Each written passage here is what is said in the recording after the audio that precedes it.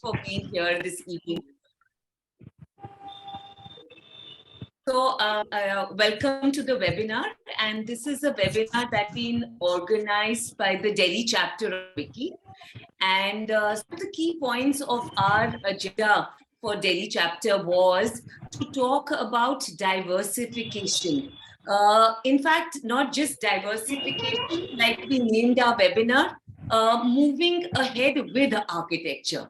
So what we can do as architects beyond just architecture. So we are very, very happy to have Sonia Chand Sandhu as the speaker for today. And I'll quickly, briefly introduce Sonia to everybody. So Sonia is the Principal Evaluation Specialist with the Independent Evaluation Department at the Asian Development Bank. And she leads the evaluation capacity development there. So before being in ADB, she also worked with the World Bank.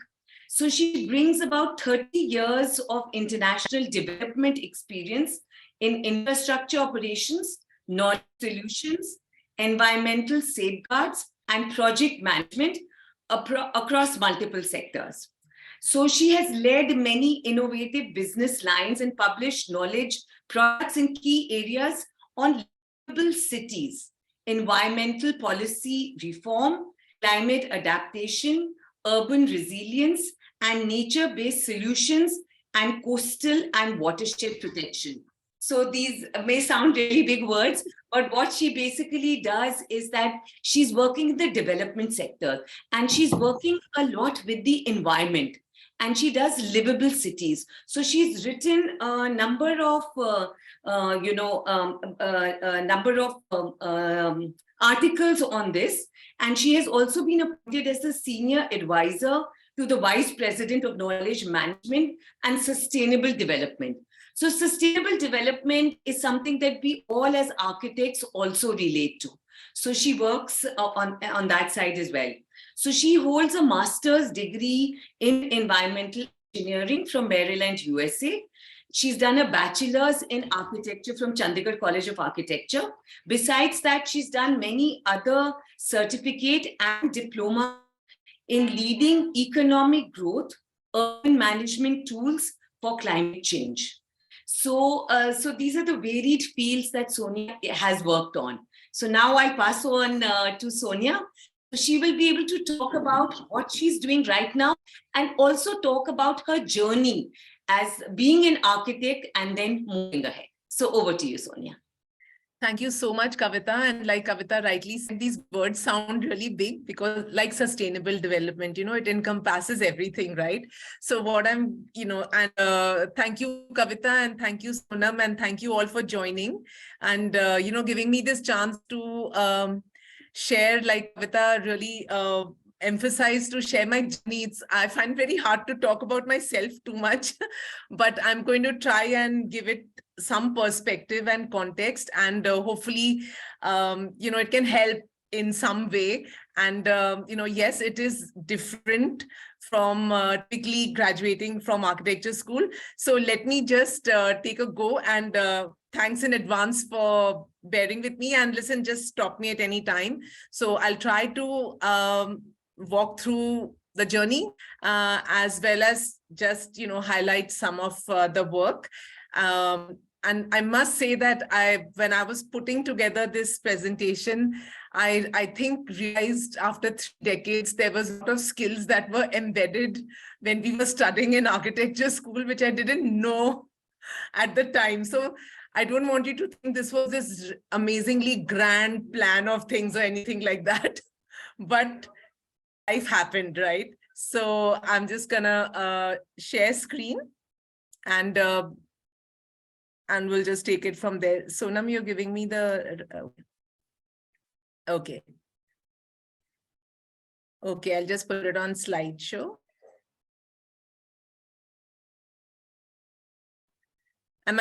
You can share, you can see my screen, right? Yes, yes.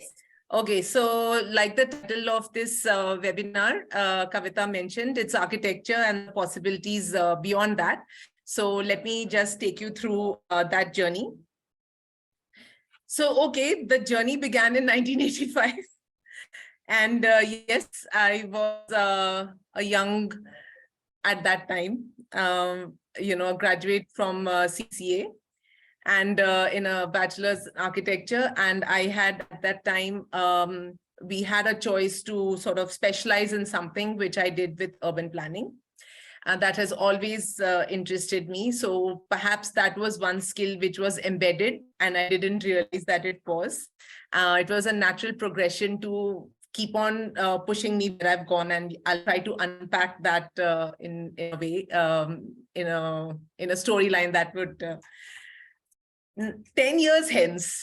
So there are 3 decades. So I'm just going to unpack it in so 10 years hence, I graduated with a master's in environment engineering in the USA from University of Maryland. And this was a discipline that was basically a combination of a lot of things. Like the environment is a combination of land and water. So that's what this study was. So what was my motivation for change? So in anyone's life, I think the motivation for change, I could categorize it threefold: personal, professional, and externalities. Personal, you have some control over, but maybe not too much. And women do have a different dimension, I think. And in the mid-80s, things were a little different, right? So, but that's not an excuse. It was a motivation for change. I see it that way.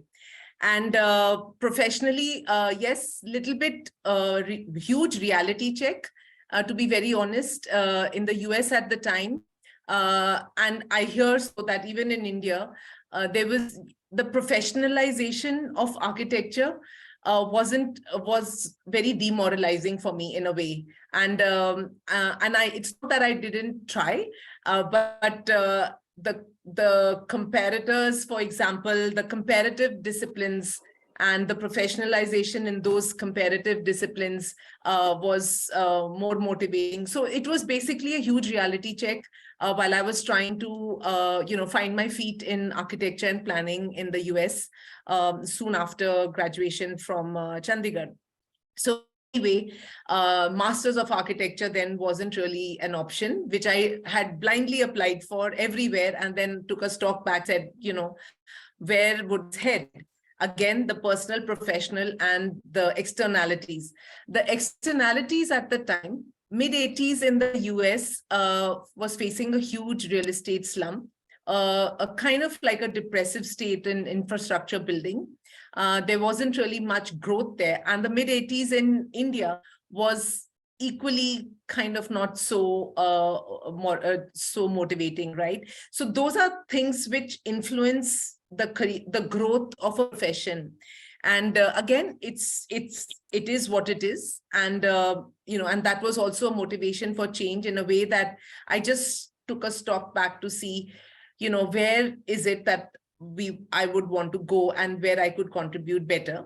Early 90s was when the environment movement was beginning in the US, actually, and it was very fascinating for me because architecture really is the environment, right? We build and we work with the built environment, but where are we building? We are building nature. We are building with materials. We are working with nature. We are working. It's a kind of like a blended. I saw it that way. For me, it just came together. So civil engineering, of course, I was headed there because environment engineering was part of that department. And yep, I had to struggle very hard, study all kinds of things, which in architecture school didn't happen, had to go back and relearn many things, but it was an exciting journey to sort of study about these aspects, which we looked at from the architecture side as part of a built environment. And then was my opening to sort of, what happened then after environment engineering, wherein I thought that, I'm just going to be looking at a different aspect of building infrastructure and looking at infrastructure planning. But now this is some things which happen, like life happens, right? So the externalities again. So where was I studying? I was studying in the middle of Maryland College Park, which is only surrounded by the World Bank and, all of these institutions, which are basically, which was my avenue to, which was my entry point really to the development sector, which I had no clue about. So, and I'm thinking, okay, I came across people, and where I'm heading with this is the open mindset. I think that's really important, and that's a skill that we come out with from architecture school, because you have to look everywhere, you have to absorb everything. I remember a couple of things, one of our professors used to always say that houses anyone can build, but the real architect builds a home, right? So the absorption capacity that we had embedded in ourselves, I think that somewhere it was coming out. And of course, at that time, again, externalities, the development sector was growing from a very economic mindset towards an infrastructure mindset, wherein they were looking at substantiating their professionals in the field, not just with economists and finance people, but with engineers, with planners. So it was wide open. And I got selected for a very small summer internship, but I didn't look back. And that was very exciting. I thought I'd found my way on where I was going to use all of this work that I'd done. And talking about the journey, how these things start applying, I wanted to look at land, air, and water, and I got that opportunity through my master's program. And the air pollution, there was an air pollution course that was offered in the mechanical engineering department, which I took. Mechanical engineering, civil engineering, when I was in 12th grade, it was like, architecture seemed like the really great thing to do and, study different things. But anyway, long story short, I did a paper on the effects of pollution on the Taj Mahal. And heritage and buildings, again, was a fascinating aspect to me. I loved history of architecture class in architecture school. So somewhere, I think unconsciously, it was coming together. And that was the paper that actually got selected for my summer internship. So, again, externalities, what you make of where you are, and professionally keep trying to find a way. So at the World Bank, I worked in the US, as well as, when I came to India, I was working as an environment engineer, doing a lot of environment impact assessment work, because in the mid-90s in India was when the environment movement started. Environment impact assessment policy was being, done by the Ministry of Environment. I mean, I think the Ministry of Environment was being formed at that time. Before that, even E for Environment didn't exist. So India was in its growth path, large infrastructure projects being funded by the World Bank even today. And I got the opportunity to be part of those teams. And I worked on tools such as the impact assessment tools, etc. And and these impact assessment tools, basically, they are very, it's not only just the engineering or the technical side, it's also people engagement. And that's another thing, I think, as architects, we have an embedded skill. You build for people, right? So you just have to have it, I guess. And people engagement, working with different groups of people, was a very fascinating element of the work at the World Bank.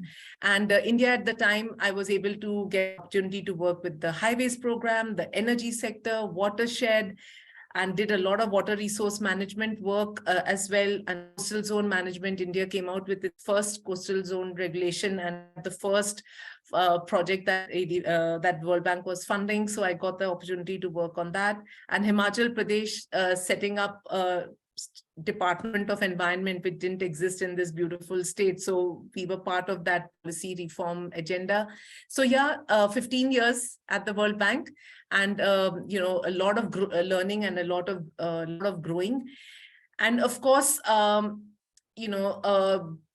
cities, basically, I was evolving through the World Bank work, and I got an opportunity to work at the Asian Development Bank, which is headquartered in Manila. And I was able to actually bring in many facets of this learning and the experience at the World Bank.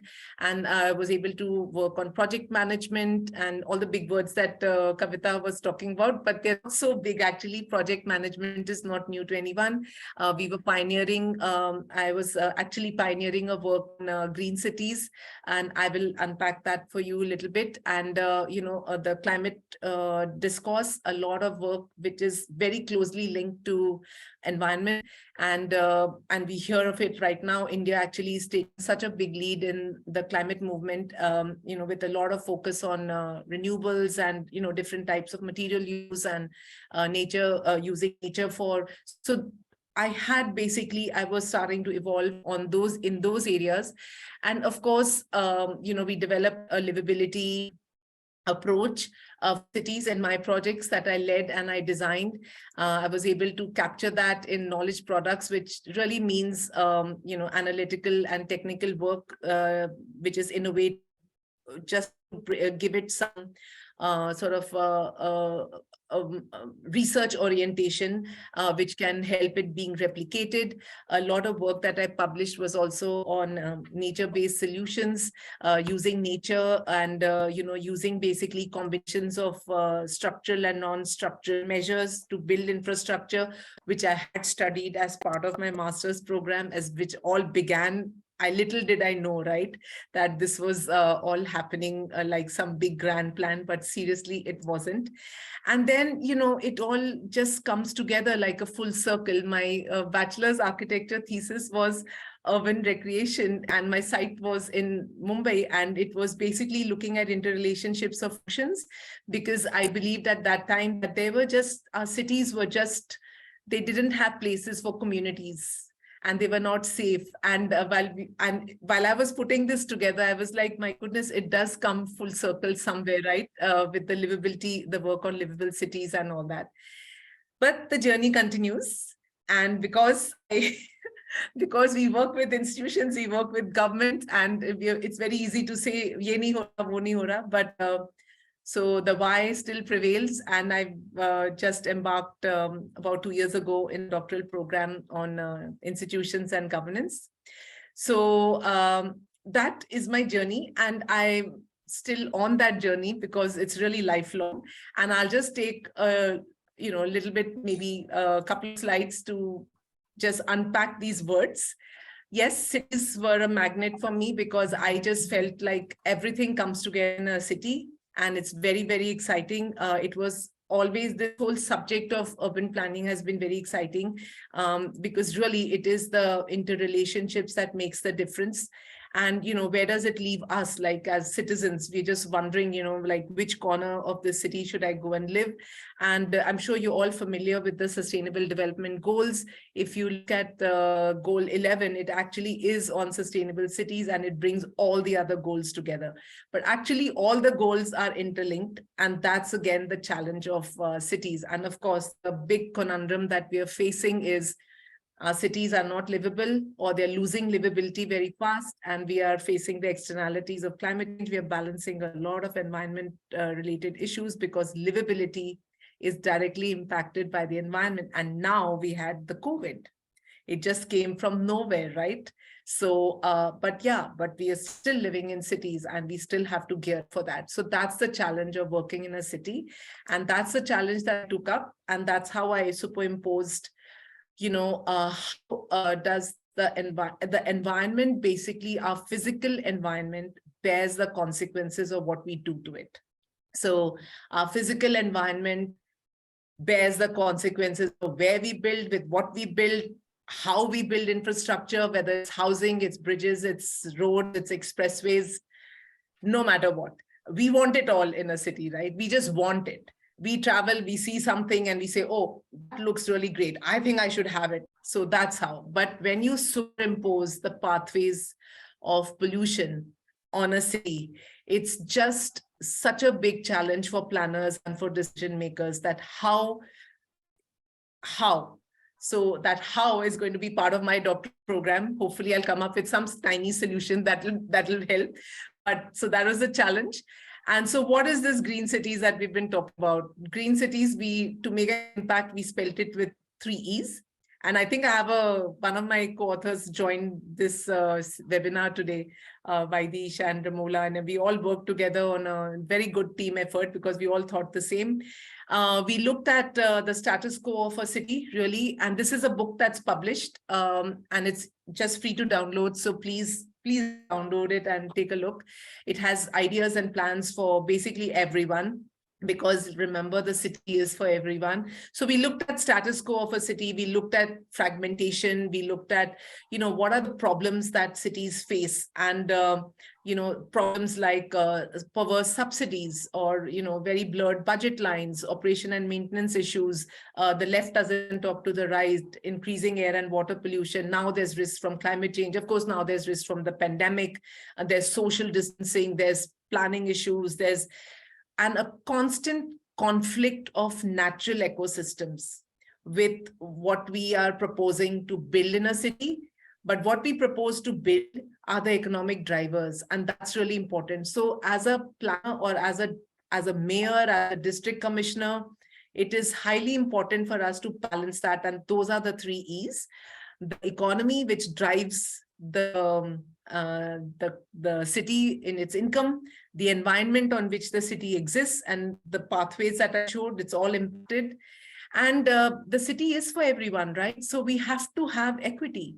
It has to be, affordable, inclusion, affordable. It has to be also resilient for a community, that with one COVID shock or with one typhoon, what happens? And for a city leader, it becomes extremely difficult to, it's a challenge. So we tried through Green Solutions to develop a platform that actually brings all of these issues together under one umbrella and leads to an action plan, which could be prioritized, which could be budgeted, which could actually lead to a livable city. And if you notice, the green arrow just seems to be going endingly, because cities are organic. We make the city, right? So what is working in one city, if a city reaches its livability vision in 10 years, the other may reach in 20. So we don't know that. So therefore, a city is organic. You respect that. You respect the institutions. And if you see the underscore, it's really the people, how we bring it all together. We have master planning processes in place, but still our cities are not so livable as they can be. But, so long as there's a progression in the right direction. So that's what the work on Green Solutions was. And that's what the 3 E's, they catch your eye. And at the end of the day, it's literally bringing land, air, and water together. And that is, it also spells law, right? So the law of a city is land, air, and water for people. So I just try to keep it simple, and sometimes because we just forget. So when you unbundle the city in its 3 E's, you can see on the economy side, which is orange, you want to, like, what are the shifts? What are the motivators for local economic? I mean, everybody has to earn, everybody has to go to school, everybody needs health infrastructure. So what are those motivators? Then how do we look at incorporating the natural environment into the city design? We did this all in planning and architecture school. So somewhere the left doesn't speak to the right, and that falls through the cracks. And of course, the equity side is extremely important. We will always have stratas in society, but how do we make services affordable? And that's, it cannot be somebody else's job. It has to be done together by strong leadership. So those are kind of things we work through in the Green Solutions, for Green Solutions. And when I say, oh, it's a Green City Action Plan that we are delivering, this was also inspired by nature. A beehive was the inspiration for this Green City Action Plan. If you see the construct of a beehive, the very strong leader, I mean, it's different that she's always a queen bee, but that's besides the point. And there are cells, and each cell is doing its maximum. So in a Green City Action Plan, very strong vision led by the mayor, DC, or whoever, whichever institution in whichever country has that leadership. And each cell is providing a certain service to its full potential. And it's budgeted, it's resourced. At the end of the day, the hive has to be productive. So that was the inspiration, again, came from nature on building the various initiatives that go into developing a Green Action Plan. And this is a work that we did in Vietnam. And that's a project that I'd led. So I'm very proud of it. under this in this principle. And just to give you an idea of how long it takes. So I started this work in Malaysia. This is also when I was the project team leader for this. The seed, or what we can say, the idea of Green City, it kind of began like 2012. And by the time it started taking shape, and today in 2019, it is part of their regional development plan, something like our 5-year planning process. So that's a journey, and that's the kind of leadership and the governance ownership that when this went all the way to the Prime Minister's level. So just to give you an idea of how slow it can be and how fast it can be, it doesn't matter. Each country and each city has its own trajectory which has to be followed. Another concept that I've worked on is total asset management. Again, it combines all engineering and architecture studies. In architecture, we learned a lot about built assets, and not just roads and highways, but when we talk of making cities livable, it's also natural assets, it's also cultural assets. What do you like and what do I like, and what are the 10 cultures that make up this organic city? Even like, for example, in India, even some trees are worshipped, right? So that's a cultural asset. It's not just like a magnificent temple, but because that particular tree with the little Ganeshji on it means something to a small community. It's not only a big temple, but means something to a very wealthy community. No, making a city livable meant all of these assets coming together and delivering a green city action plan. And the environment really always matters. It's really all about that, because if we run out of resources, like India right now is running out of water. So what are we going to do? How are we going to build? Even like building big concrete highways. For concrete highways and expressways, we need potable water. And here we're running out of water. So it's a huge impact, and it's a make or break. When we talk of sustainability now, it's resilient, which is the important word, that we have to be able to sustain that shock that may come from anywhere. So environment always matters. And this is another work that I've done on inclusive green growth and actually trying to measure it. And this is a book which is very inspiring. If I do urge you all to just glance through, it's really institutions that make a nation, and why nations fail. It's not about politics. It's not about geography, not culture. It's really the institutions. So some very exciting work. And yeah, that's something. And nature-based solutions, just to give you a little idea on what this is. So nature-based solution is, just as the word implies, bringing all this together in mirroring what is there already in nature. So looking at just the physical aspects, but looking at, say, for example, even in our planning perspective, we look at the watershed completely, not just the urban. So look at the urban watershed and look at the city within, and how to integrate green infrastructure with gray infrastructure. And gray infrastructure is the built environment, including highways, buildings, housing complexes, everything. And the green is, of course, what came to us with nature. And create a network of natural areas within a city. Chandigarh is a fine example of that. And the city is maintained with that perspective. But many places, because of overbuilding and because of many other issues that we all know, land mafia, politics, whatever, our natural wetlands are just dying. And that basically, like the Mumbai floods, for example, is a classic example. Why does Delhi flood? Classic example. We're not really using the Nala, maybe, so those kind of bioengineering principles is something that I've really worked hard on. And this is another publishing work that I've done on nature-based solutions, which actually brings it all together.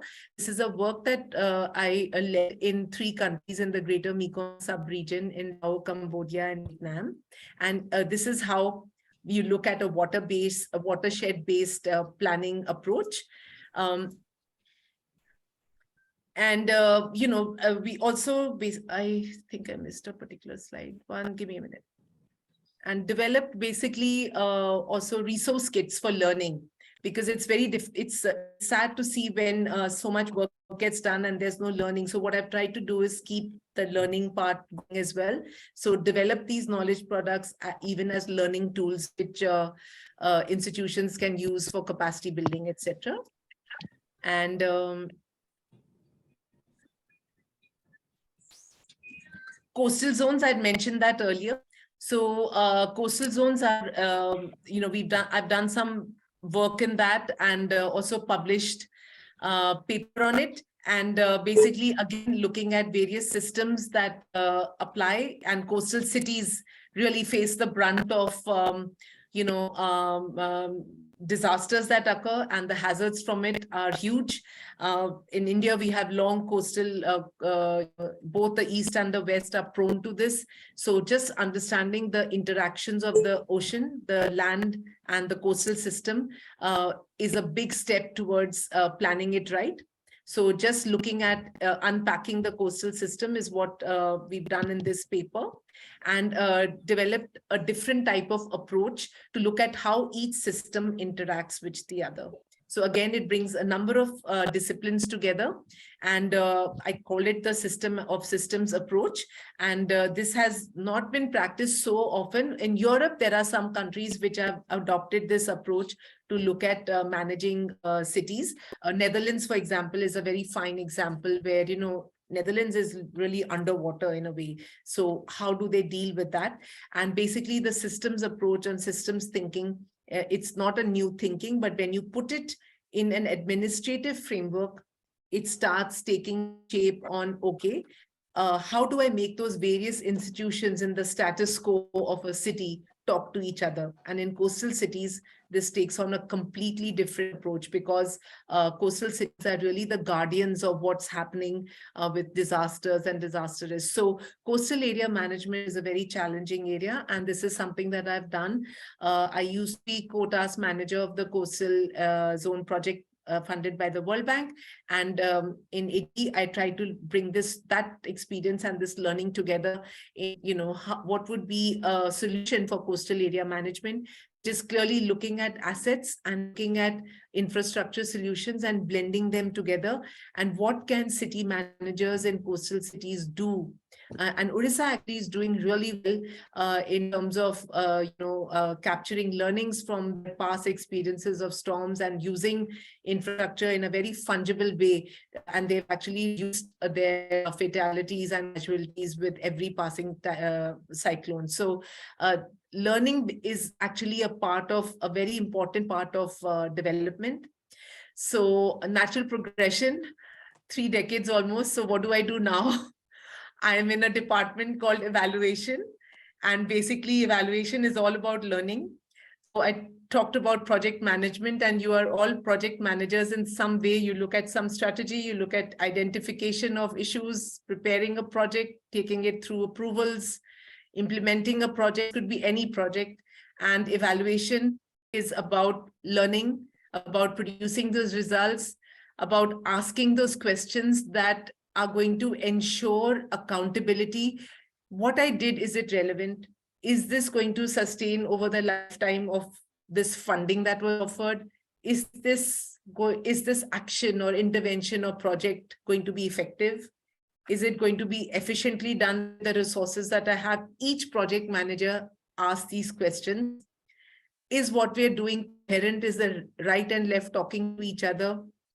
What are the impacts, and how did my team perform? And really, evaluation is about analyzing these issues, understanding what works and why, and what doesn't work and why not. And it's a lot of learning from what doesn't work. It's not about you didn't perform, so it didn't come out, because remember those externalities which we don't have control over, but we have to navigate. So what to do? Learning is the best thing. Building intellectual capital is extremely important. People come, people go. There has to be turnover in every team, in every situation. But we don't want to drain projects and systems of intellectual capital. So I think internalizing learning is something that I do now. And that's what heading capacity development in IED means, which Kavita mentioned earlier. And it's a way to establish good practices, what works. Let's try to replicate it and not reinvent the wheel. Let's make new mistakes. And so what I tell my children all the time, don't make the same mistakes, make some new mistakes, then there's more fun in teaching and more fun in learning also. So really what I do now is bridging everything together. And evaluation is really not a report card, not a scorecard. It's the fun of it is it's really looking at the narrative of a 7 to 8 year project implementation. What happened there? Is there a learning out of it? What was working and what didn't? So a few mantras I thought I'll share. They're a bit cliched, but forgive me for that. It's basically, doing things differently. Just keep on trying to do things differently, and not necessarily different things. So resources are always less. So no need to, I don't know why this keeps disappearing. Okay. And so do things differently. Learning is really lifelong. I think that's something that I've literally lived by. You just keep yourself on a learning curve, and I think the growth will come. Glass is always half full for me, always. And I'll just find a way to, sometimes my children tell me that everything's not all so hunky-dory, but it's life, right? Like, that's why I said it's a bit cliched, and I know everyone here is so highly experienced and they all, what new am I saying? But when you put it in context, it takes on a different shape. Time is always short, it's always running out. And I think recalibrative mindset, if that's a word, I don't know, adaptive and recalibrative mindset, because those externalities that I talked about, you have no control over. COVID comes, COVID go, life is unpredictable. So, I mean, but yeah, you've got to work, you got to keep yourself occupied. So adapt, recalibrate, and, just stay positive. It's hard, and we all go through those sine curves. So forgive the cliches, but seriously, I'm actually very serious about these. So I'll stop there, and I really want to thank you immensely for giving me this chance to talk to you guys. Thank you so much.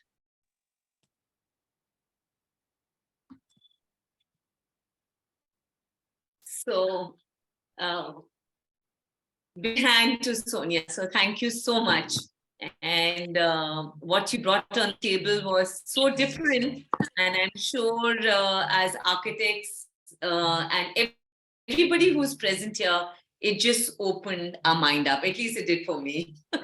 To look at the possibilities that are there, to explore. So, I tried my best to call in young architects and, tell everybody to invite people, who are just setting out and, don't want to do hardcore architecture maybe, but don't even know what are the possibilities. So the idea of bringing Sonia here today was mostly that, because I don't know whether any of us as architects, or when we graduated, which was so many years back, ever thought of development as a, as an option to move forward. We did think of others. I also, in a way, diversified. Yes. So I went and did an MBA. Yeah. And I didn't want to do hardcore designing. I never thought that was my forte.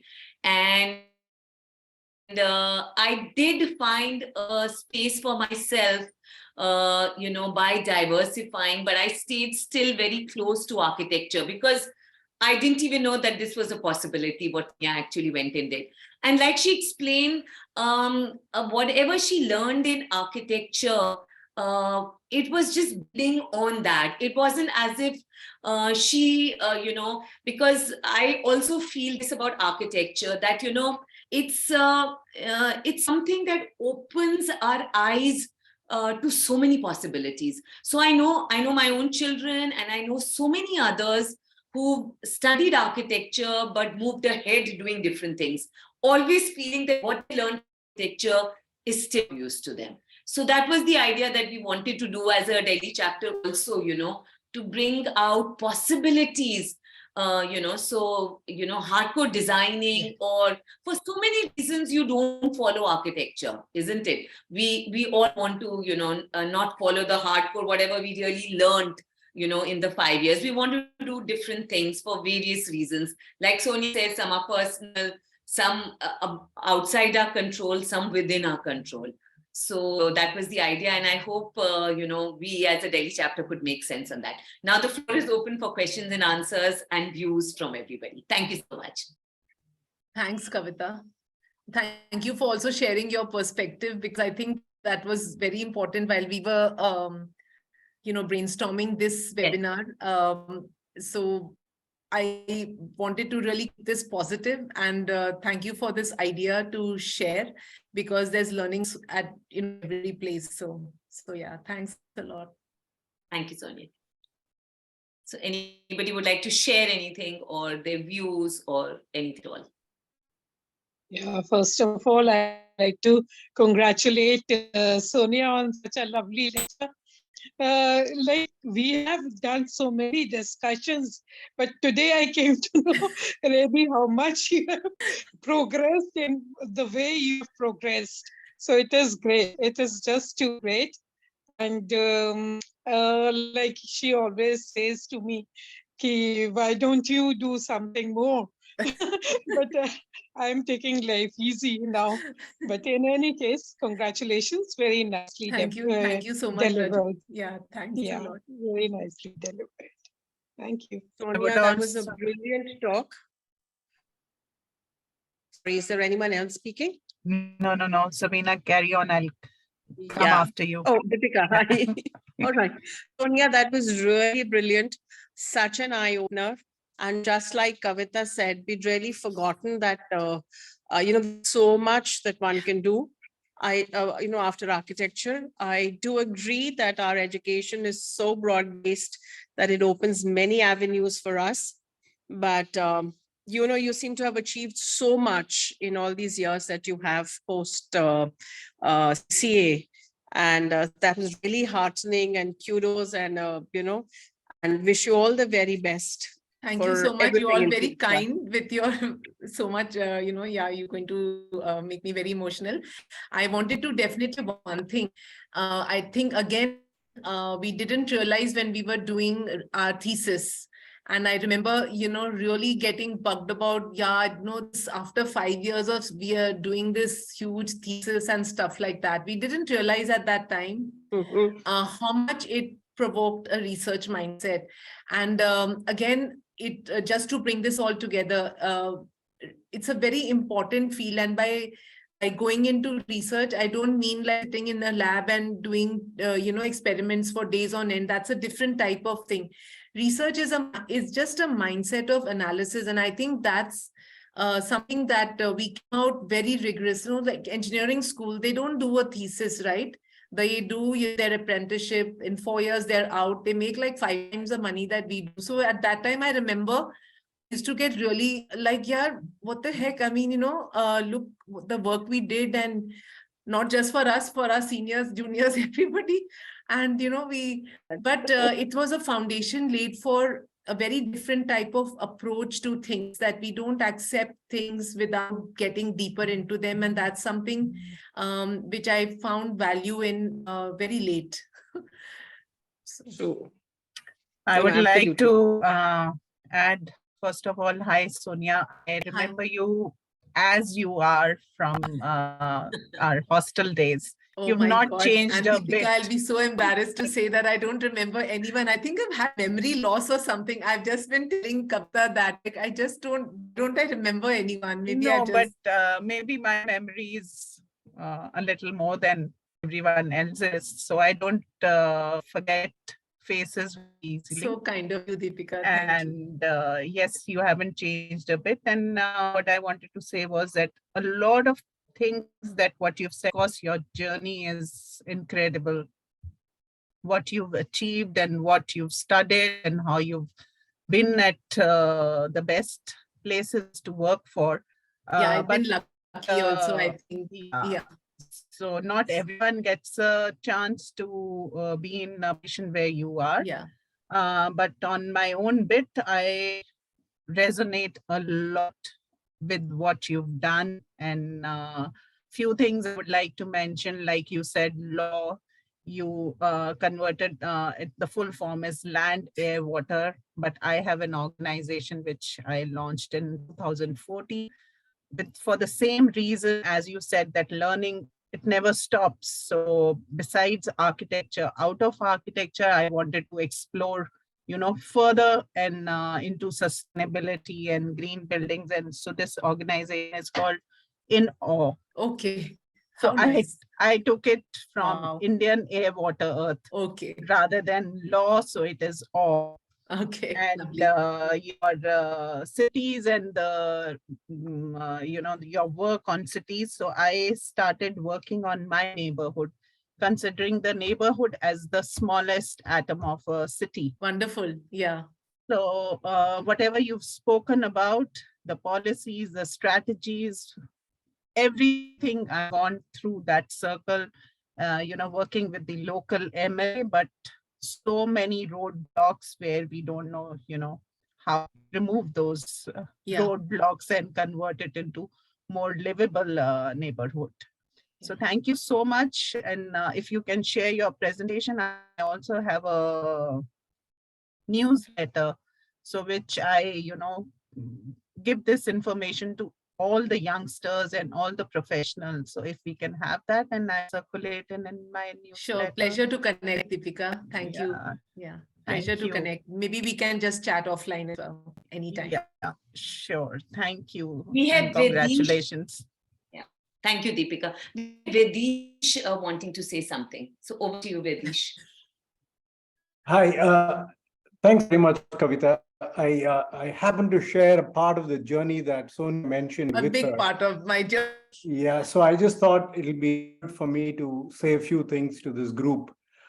First and foremost, I think we should all recognize that Sonia has been fairly modest about what she has accomplished.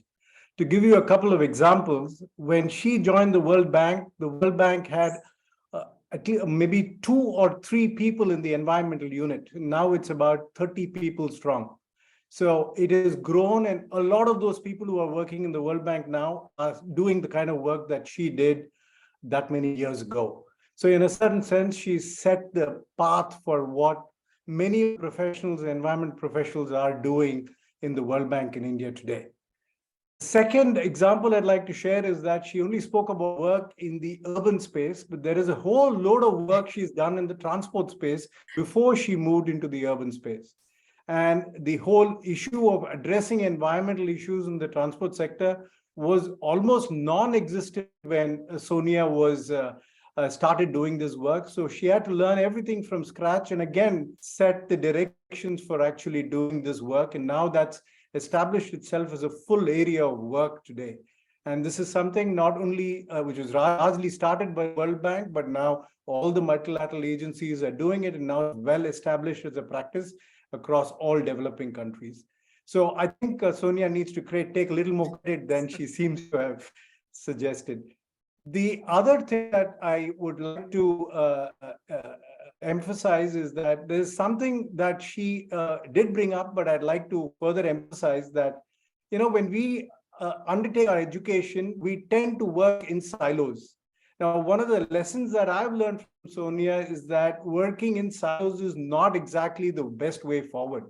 And the earlier you learn how to get out of those silos and start working with other disciplines, the more effective you will be in your own discipline. Now, this is something that all of us, Sonia will most readily agree, learned it the hard way. Yeah. But if architects of the future are going to be able to do this at the earliest, in fact, during their own education, it'd be really, really good. This is true not only for architects, but also for engineers. We tend to like to work in our own silos, and that really breaks a lot of the work that we can possibly do in our limited professional career. If there are 2 things that I'll take away from Sonia is her adaptability and her resilience. Now, if either of those are things that her degree in architecture have given to her, then all kudos to the discipline. This is something that she is well known for, not only by me, but all those with her ability to be flexible, adaptable, learn on the go, being a lifelong learner, and being able to be so resilient in terms of all the changes that she's had to deal with, both professionally and personally. Simply hats off to her. Thanks for this opportunity, Kavita. Back to you. Thank you, Vaidish. Now that I am pretty embarrassed, but thanks so much. Vaidish and I have worked together for many years, and actually he's been equally pioneering. We did a lot of work in the highway sector together, and at that time in India, in the mid-90s, late 90s, just being a woman in 50 highway engineers, number one, that was like, अच्छा पता नहीं, इसको क्या बोलना है यहाँ पे. And then E for environment. So we started from there. And so yeah, we've teamed up a lot, and we've actually done a lot of work in bringing environment issues on the forefront with National Highway Authority in India, and also the energy sector, and also the watershed program. So yeah, it was 15 years very well spent. So yeah, so whatever Vaidish has said about resilience and adaptability, we as architects will take credit for it. Yes. So quickly, we want to take that part.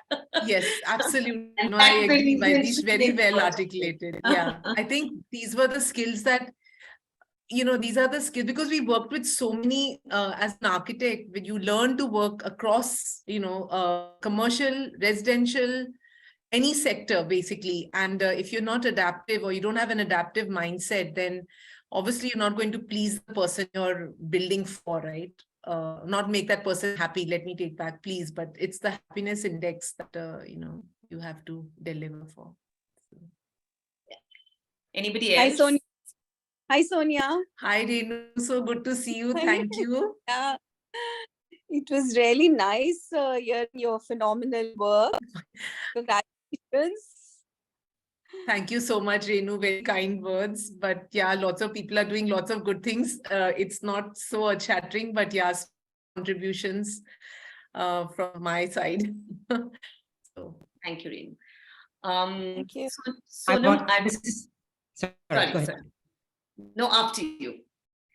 I just wanted to say thank you so much. Yeah, it's really nice because this is a very, very male-dominated industry. Not only the architect, but the people that you worked with, right? Like you said, transportation, the construction people, and people who are building are all heavily male-dominated. And I think Sonia sharing her story is very, very empowering for others who feel, oh my God, I can't do it because and what Videsh put down is adaptability and resilience. You don't let those come down and stop you. So thank you so much for sharing your stories, because I think it empowers a whole lot of other women to say, oh, if they do it, we can do it too. thanks, Kamal. And I think she's not just saying it because she's an old friend, right? It's very important. No, I'm not. And I think it is important for us, right? Because Yes, I think especially so. in the industry you are, it is so heavily male dominated. And to still navigate through it and be so successful, it is very, very encouraging for others. I think that's why I really, you put it, yeah, very well articulated, Kaval. Actually, I really appreciate the work that Sonam and Kavita are doing, just like unrelenting this whole thing with WICCI, and a lot of group which really I have been very recently introduced to, but I think these are kind of initiatives which need to really grow and perhaps in some way reach school curriculum. And the exposure within while we are studying, it's when we come out as with our degrees, it's already like you're starting a new uphill battle. So I think these kind of initiatives that you're doing, Sonam and Kavita, and and Sabina, and I don't see Sanya. I guess she's very busy, but I think these what WICCI is doing is something that needs to be really penetrated deeper into education and more awareness with students also. so thank you to Kavita and the team that puts these together. Thank you so Thank much. you so much, Thank Kaval. you for your kind words. Sonam, would you like to thank everybody present and Sonia for this? Over to you. Thank you so much, Sonia, for the amount of effort you've put in. First of all, agreeing like in the first go to take up this, then the effort you've put in spite of your personal challenges and everything. While we were talking about how we want to, progress about this talk, we've had some very young architects also on the forum, and the general notion was, after architecture education and after the reality check, sometimes is largely negative, if I put it bluntly, that people are feeling that, the profession itself has saturated and the opportunities available aren't enough. So people are moving out completely, but like you shared, that architecture always stays with you. The learning always stays with you. So, the other young architect we've had on the forum, she's gone into, lately people are talking about UX, UI. So she's completely diversified. And there are companies like Cognizant who are coming to architecture schools, for her placements. So the field in itself, the thought process is expanding. People are moving from just the physical architecture to digital architecture. So, things are evolving now. But you rightly said, we need to be more aggressive in bringing it at the time of education itself, so that people don't lose heart. Like, when we were having a discussion with you, it was always positive. It wasn't कि architecture ने कुछ नहीं किया, फंस गए हम architecture करके. It was not that. It was always that architecture was the base, and then the avenues open, limitless avenues open, really. So really, I think a big thank you to you for, we hope that, this message reaches to more and more people. They are able to open their eyes wider, and, the plethora of opportunities just there. So big thank you to you, and a big thank you to everyone who joined in today on behalf of the WICCI Delhi chapter and the WICCI as a whole. We part of WICCI, we hope to bring about that change. We're taking the baby steps, and I'm sure, like Sonia had said in her presentation, policies sometimes take 10 years, sometimes 20, but the hope is there, and we hope to bring in that change. Thank you so much, everyone. Thank you so much, Sonam. Thanks everyone for your very patient listening and your very generous and very kind words. I'm actually very overwhelmed, and I just really appreciate one more time. Kavita is always full of these amazing ideas, and Sonam and Kavita, you're an amazing team to first conceive this whole thing, conceptualize it, and it was just wonderful working with you all. And I'm missing Sania today. I just hope that we can have another session with her at some point. Thank you so much. Thanks a lot. Really appreciate it. Thanks. Have a great evening. Thank you so much, everyone, for joining. Thank you. Thanks a lot. Bye. Thank you, Meenakshi. Bye.